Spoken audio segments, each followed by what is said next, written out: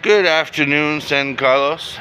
So, it's been an interesting 24 hours, a few ups, a few downs.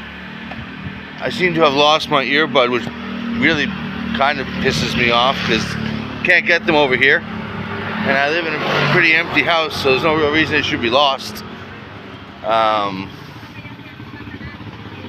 But yeah, so I did bring a spare one, but I didn't want to be breaking out my spares in my first 30 days when I've got 6 more months over here. Can't get them over here, and you can't actually sell them for a decent amount of money.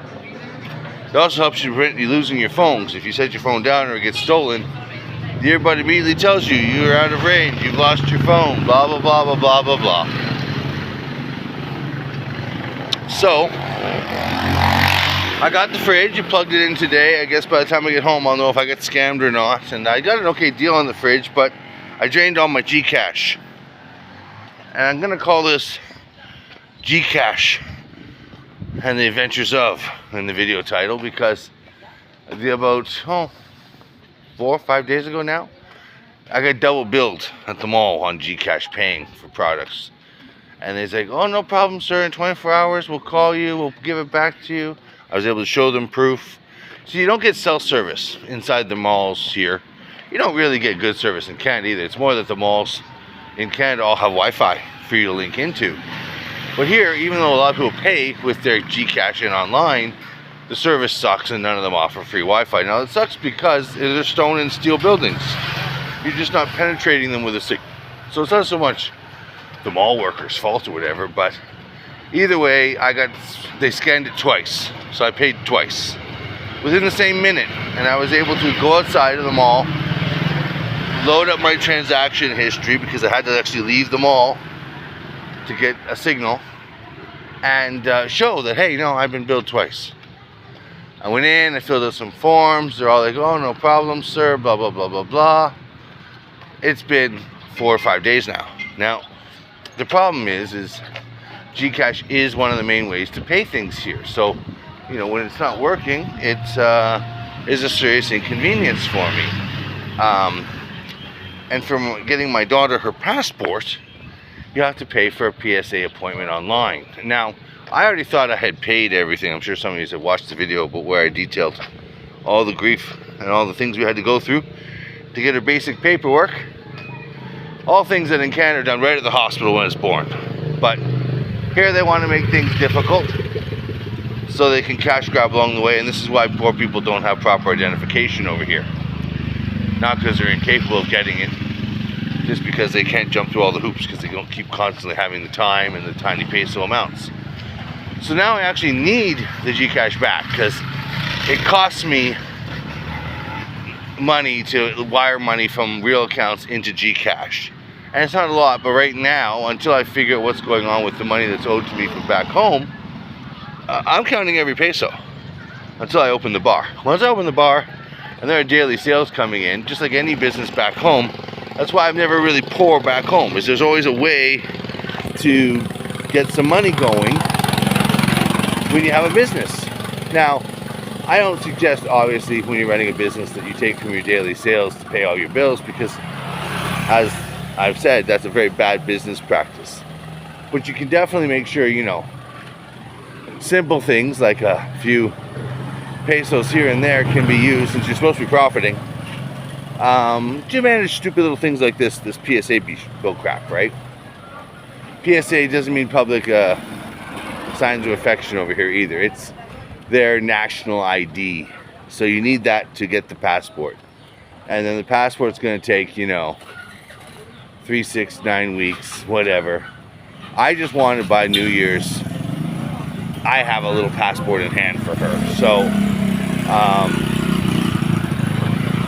because as I've said to the mother, like, I mean, originally I was willing to wait another year or so to get her home, to get her, you know, checked up and get her registered with my government so she can have a Canadian passport, an actual good passport, because the Filipino passport's worth toilet paper, right? It's only useful to get you out of the country, and very few countries will let you in. But for her, she's not even a Filipino. She's a Canadian. So it's why she's already taller and bigger and more developed than all the kids around here. She's, you know, almost 70 centimeters tall, solid 6.5 kilos. She's 3 months. So I walk by 2-year-olds at the market that aren't that tall. So I definitely don't weigh that much. So, you know, she likes the aircon just like Daddy. She gets grouchy when she gets hot. You know, it's one of these things where she needs to come home with me and at least have a Canadian passport. So I'm trying to jump through as many hoops as I can, and so this Gcash not being refunded, even though it's a small amount, just a couple thousand pesos, well, so is the PSA thing. So I just want to get that done. So I woke up this afternoon, her coming back from a meeting saying, oh, I need more money for this, need more money for this. And so normally it's not a problem when it's small amounts, but like I said, I'm pretty much tapped out until I open up the bar. I have just enough left over for my immigration trip and my immigration renewal.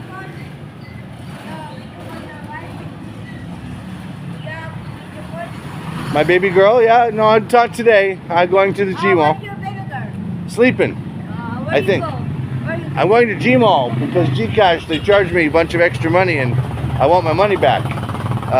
They scan it twice. But And they're like, oh. But do you have coins there? I buy something. Oh, I have no money. I'm the poor Westerner. All these other white guys have money. I came here with nothing. No coins, no coins. Nothing. That's why I'm walking. When you see a white man walking, it's because he's broke. Oh, White men are lazy. I They can't take trike believe everywhere. You're broke. I can't believe you. Well, it's a true story. I'm even blogging about it right now, so my fans back home. Hello, these are the ladies I walk by. They take care of the tree line, keeping this beautiful neighborhood nice and clean. And then you took your place, your country. Yeah. Lots of people watching. Yeah, she's my friend. Wipe the roof. Yeah. I say it's the landscaping, we call it. Thank you, ladies. Thank you. Bye-bye.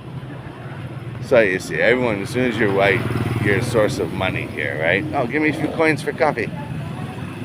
Like I said, if I had coins, I might not be walking. Now, as people who watch my blog know, I walk on purpose because it's a great way to lose weight and get some fresh air and exercise. But at the end of the day, I'm just not into giving anybody free money over here. I tip on services, of course, you know, but, and you know, like the other day there with the video when I met the Frenchman, we gave some harp player money because he's playing an instrument. It's Christmas time over here already. So that's different, but yeah, just waving me down and asking for money or knocking on my car window saying give me money is nope. And you got to be like that, guys. Don't feel sorry for them. They prey on that emotional weakness. So do the women you date online when they give you their sad stories. Oh, my cow's sick. I need money from my sick grandma. Blah, blah, blah. I go back to the thing I always say, which is they survived just fine before you came along. They'll survive just fine after. So, but no, so this wasn't the point of this video. This video was about Gcash. So, when in a country where most people who don't pay cash, if they're not paying cash, they're paying Gcash. Most of them don't have real bank accounts or credit cards. So very few stores actually take plastic. Maybe like big grocery stores and chains will, of course. But like, I mean, any of the little ones you see me walking by in videos, no. It's cash. Cash is king over here. So that being said, just give me a second. I have a stone in my shoe. I don't need a blister.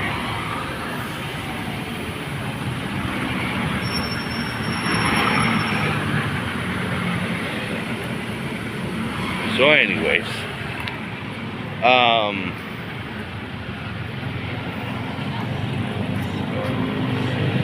where was I? So you scan a QR code to pay to the store in question normally, and because the signal died halfway through, she's like, oh, it didn't work.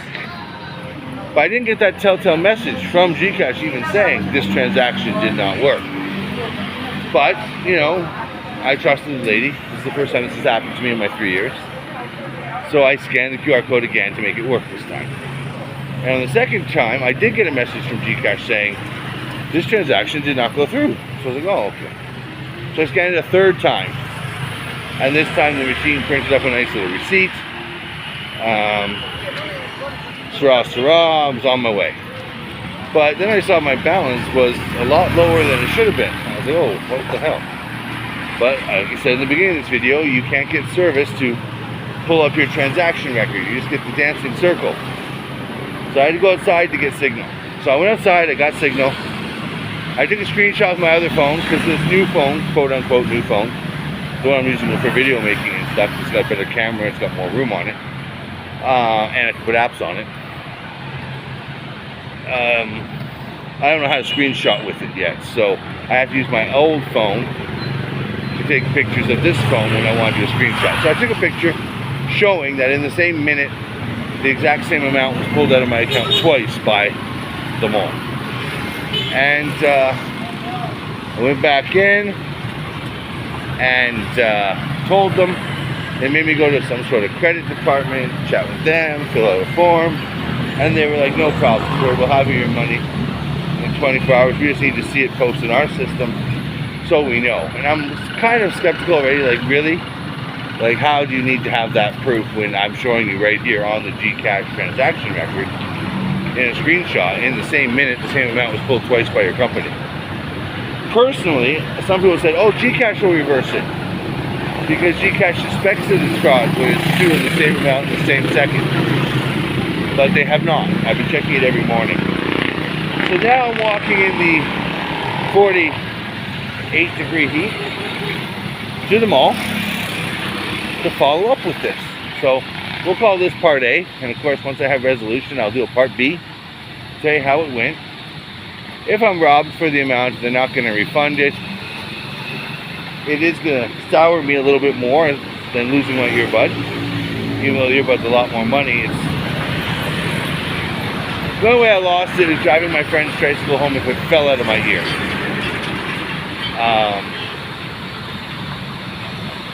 I'd be very shocked if I didn't feel it. I'm disappointed for sure, but then in that case it's my own fault. I'm hoping it turns up somewhere at the house, even though I searched everywhere. The other problem I find too is my woman wants to do laundry every effing day, so she moves stuff around all the effing time. So today when I go home, if the earbud isn't found, I will be telling her, leave my clothes alone. I'll put them in the laundry when they're dirty. Me wearing it for a few hours doesn't make it dirty. I shower 3 times a day, right? So, makes it hard to keep track of things. Obviously my wallet, my knife, my keys, I transfer those at my belt when I transfer my pants. But sometimes other things like coins or receipts get left in other pockets. Now, obviously, if I'm taking care of my own clothes, just like in Canada, I take those out when it's time and I won't lose them.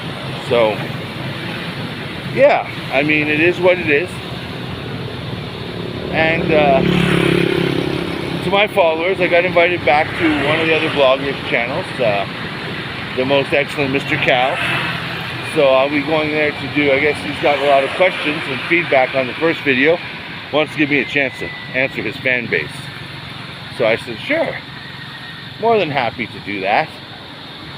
So I guess that's part of my plan for the upcoming weekend. But like I said, I will do a second video when I get done with this Gcash fiasco. And it is a Friday, so if I get it done, I get it back almost instantaneously, as I should now. There's no reason for delay.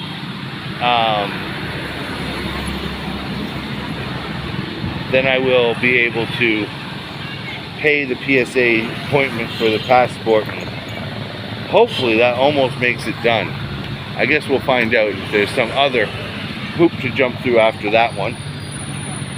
And maybe at the end of the day, when I actually have a passport in hand, I'll do a video. It might be a long one, it might be 20 minutes long, so I'm sorry folks, but it'll just be every single step in details. You see, the problem with me when I do these long videos, and I'm sure some of you who watch them regularly know, is A, I don't have one of those sticks to carry it on. So you feel in my walking, the camera moves a little bit. Some people find that difficult. The other thing is, I don't edit. I'm a real-time blogger. I'm not trying to sell you a polished image. I'm kind of trying to keep it as real as possible, which is part of the reason why the bloggers that I do watch, that I'm subscribed to, are the same mindset. I'm skeptical when it's too heavily edited and things of, you know, how many takes did they do to say it the way they wanted to say it, and how authentic is it, right? And well, I waste enough time watching YouTube as it is. I don't really feel like watching a bunch of propaganda-based videos, we'll call them, where it's, you know, someone's just looking to monetize and be quick. Now, the other thing that I'm seriously debating doing is I've been talking about doing a new channel. Now, I was going to do it like my old channel, pre-COVID channel, that we shut down, or got shut down, or whatever term you want to use, because I guess according to YouTube, I followed up, it was, I could reapply and get it open again and this and that, and I was very tempted to do so, but they wouldn't monetize it anyways. Hello, folks. Really guapo growth on that one. Oh, my goodness. That's what I mean. No shortage of beauties over here, man. Every one of those girls is married to Jerry, just by looking at them. Anyways, you know, I don't get married, though. Don't marry any of them. Just date and love them and be loyal to them, and that's good enough. All marriage does is open you up to the government. But no, yeah, I guess we'll see how it goes. Part of me wants to walk on the other side of the road and look and see if I dropped that earbud, but it's been almost 24 hours now, so it would have been picked up or run over by now. They clean the streets here, so it would be gone.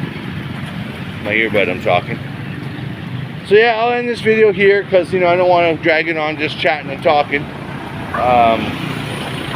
This video will have an actual title regarding it being part of Gcash. And I'll throw in the description a side comment about my earbud. But yeah, no, I guess we'll play it by ear, folks, and pun intended. And we'll go from there. Have yourself a great day, everyone. Of course, like, follow, subscribe. If you're still back home in the West and suffering, get that ticket, you know. You buy it now, you can be over here for December, January on a really small price point. Right now is one of the cheaper seasons to buy a ticket. It gets you out of winter over there. As for folks who have asked me when I'm going to Thailand this year, if I'm going, and I'd love to go, but I have zero what we call security works lined up, where people who want to go pay me to be like a guide. And yes, I am 120 USD a day. A minimum of 7 days required because I pull my own ticket out of that. But I do meet you in Bangkok. 1 month booking in advance, of course. And then I take you down to Pattaya or Phuket, whichever one you choose. If you're a young lad, I say Phuket. Be there for the animals and the fun side stuff, not the women, I say Phuket. If you're a little older and are there for the women, I say, you know, Pattaya. And I hang with you during the day, during the evening. I help you meet people. I take you to the good spots, and I keep you out of trouble. Last couple years, it's just been 1 or 2 guys at a time, but I have in past years had like 6 guys who are all friends in Canada, wanted to go, and they just all pitched in together my fee. It's not like I charge $120 per guy, so. But yeah, so it is what it is. If I do get some targeted audience, I'd like to go for January or last 2 weeks of December, because, you know, those are months when normally Westerners want to get the heck out, especially Westerners who aren't ladled down with family. It's one of those things where if you don't have anything to do for Christmas and you're just sitting at home alone in Canada or America, that's depressing as hell. So, why not treat yourself? I mean, it's not going to cost you much, guys. I used to do 45 days over there, and I mean live in large 45 days. It would cost me about 4K, 5K if I include the ticket. So, you know, unless you're really broke, that's not a lot for a vacation to a place like Thailand, which truly is heaven on earth in every metric. So, yeah, so yeah, feel free to send me an email or a message if you're interested in that service, and we can coordinate dates. And of course, it's also a great way to meet people, because like one year when there was like Well, there's two groups that ended up only having a few days of overlap, but in total it was almost 8 guys. And one brought his wife, which, hey, you can bring your wife, it's fine.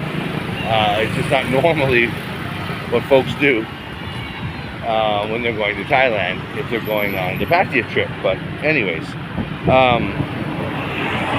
you meet new people, you meet new friends. In fact, 2 of those guys ended up going back to Canada. One was from Toronto, one was from, I'm going to say Saskatoon or somewhere in Saskatchewan. And and they opened up a business. They have a thriving little pizzeria now somewhere in Saskatchewan, and some sort of other enterprise about motorcycles. And they met on that trip. So, you know, I mean, when you get older, it gets harder to make friends. But if you go do 2 or 3 weeks in Thailand with a guy, and you're partying, hanging out, that makes memories. It's almost like summer camp for kids. You make a new friend. So, yeah, I don't know when I'm going to go to Thailand. Simple answer to that question. I definitely would like to go. I'd like to go only because really I want to be able to take the baby and the woman there to get them stamps on her new passports. Because it makes it easier to get them into Canada. Not the baby. The baby I'm going to have no problem getting in. I've already been told by my government friends, like, it's my child, same name, same everything. I'm not going to have a problem traveling with my kid home. It's about whether I'm going to be able to get the mama to come in with me or not. And so, I don't know. I guess we'll see. And,